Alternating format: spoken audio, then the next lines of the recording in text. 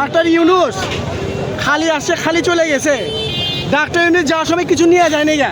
আপনি যে বললেন ডাক্তার ইউনূস সুদখোর ঘুষখোর, ডাক্তার ইউনূস যদি শক্তভাবে 5 আগস্ট বাংলাদেশে না ধরতো, ইন্ডিয়া বাংলাদেশে ছিড়াবিড়া খাওয়া লাগতো। আপনি কি বলেন? সেটা ঠিক বলেছেন, সেটা ঠিক বলেছেন। যদি ডাক্তার ইউনূস 5 আগস্টের পর দেশটা না ধরতো শক্ত করে, দেশটাতে ইন্ডিয়া মোদি ছিড়াবিড়া খাওয়া লাগতো। আপনি বলেন ডাক্তার ইউনূসের দোষ। আপনি কেন ডাক্তার ইউনূসের দোষ দিতেছেন? আজকে সে বিদেশ চলে গেছে, যাওয়ার সময় তার লাগেজটা ধরার মতো লোক ছিল না। সে কেন ভালো বাংলাদেশে ভালো মানুষের দাম নাই কেন? উনি ঘুষখোর হবে কেন হবে? উনি সুদখোর ঘুষ না, আপনি সুদখোর না, আমি সুদখোর না, আমার সবাই সুদখোর ঘুষখোর, আমার সবাই সুদখোর, আমার সবাই সুদখোর ঘুষখোর। আপনার সুদখোর, আমি সুদখোর, উনি সুদখোর, সমস্যা নাই।